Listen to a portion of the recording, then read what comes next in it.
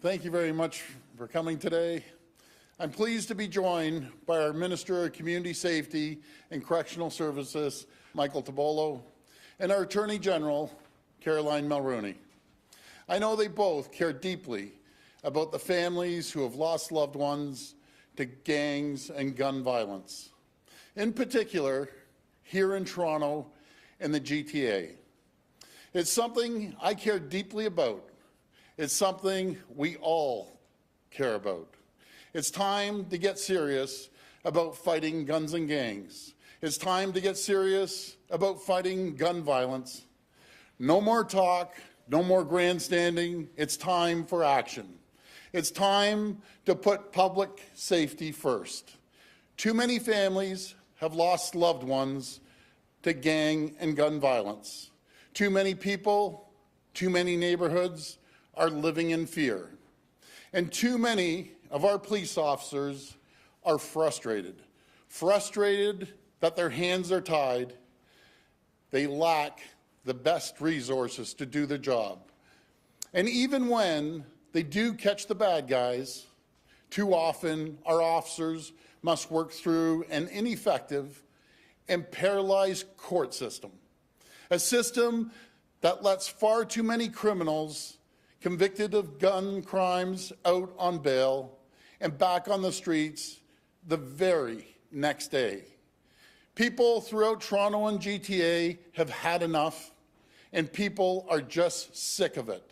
They're sick of shootings, they're sick of violence, they're sick of the killings, and they are sick of all of the city councillors, activists, and special interests who use each shooting as an excuse to campaign for more spending, more layers of bureaucracy, and more handouts, and more pet projects, throwing more money at programs that have nothing to do with community safety. We have to be better. We're going to be better. And make no mistake, this is even bigger than Toronto and the GTA. Organized crime that starts in Toronto ends up spilling into Ottawa and other centres. So fighting guns and gangs is and will remain a top priority for our government. During the last election campaign, we made a clear commitment to the voters. The Liberals decided that fighting guns and gangs wasn't a priority. They actually cut the funding. They cut the funding to police who were fighting guns and gangs.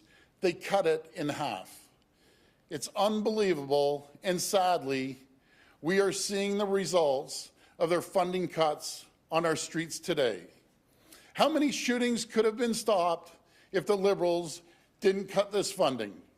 We made a clear promise to the people that we would restore the funding that the Liberals cut from our police, roughly $12 million over 4 years. Today, I'm happy to say, promises made, promises kept. In fact, after looking even deeper into this, since taking office, I can tell you we're going to even go further. I'm proud to say, promises made, promises doubled.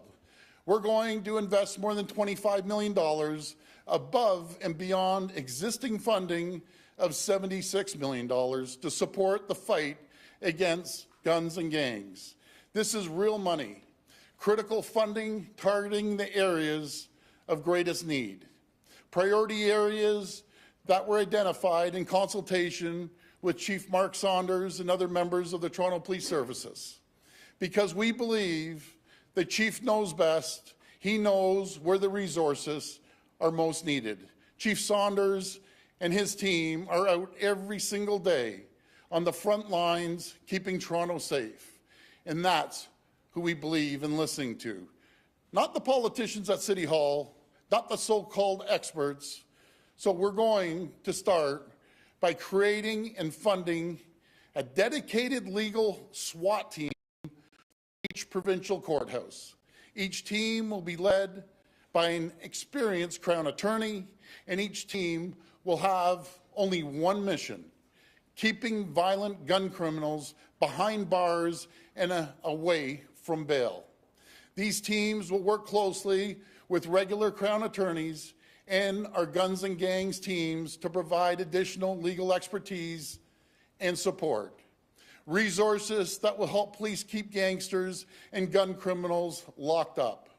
And each of these legal SWAT teams will be supported by a new dedicated bail compliance officers. Officers that will go into the field and keep an eye on gun criminals who are out on bail. These resources are welcomed by the Toronto Police and will make a significant difference in the fight to keep violent gangsters and gun criminals off our streets. All told, this will cost $7.5 million over the next 4 years. We are also going to provide Toronto Police with millions of dollars to fund dedicated technology and other specialized tools. These are the cutting-edge digital, investigative, and analytical tools that police need to fight drug, gangs, and gun criminals in 2018. And I'm proud to say our government is stepping up to the plate. That's where the remaining $18 million will go. We are here today with our check in our hand, and we are calling on the municipal and federal governments to match this unprecedented funding. We are calling on them to step up and do their part.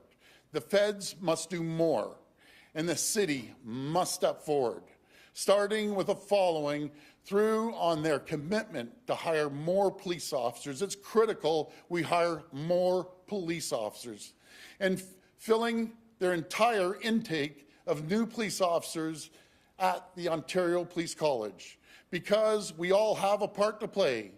And with today's announcement, Ontario's doing its part. We are sending a clear message to the thugs, to the violent criminals who think they own a message that we are coming for them, that we are giving our police the tools they need to hunt them down. And we are going to make sure that when these criminals are caught, they aren't getting off on bail and back on the streets the next day. Thank you. All right, we'll take questions at the mic.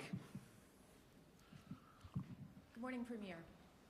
Hi, Cynthia. How do you always get first in line? I smile nicely at Simon, basically. Okay. You said on the you said on the campaign trail, Premier, that you supported Tavis. Will any of this money go towards Tavis, and would you support it if it did?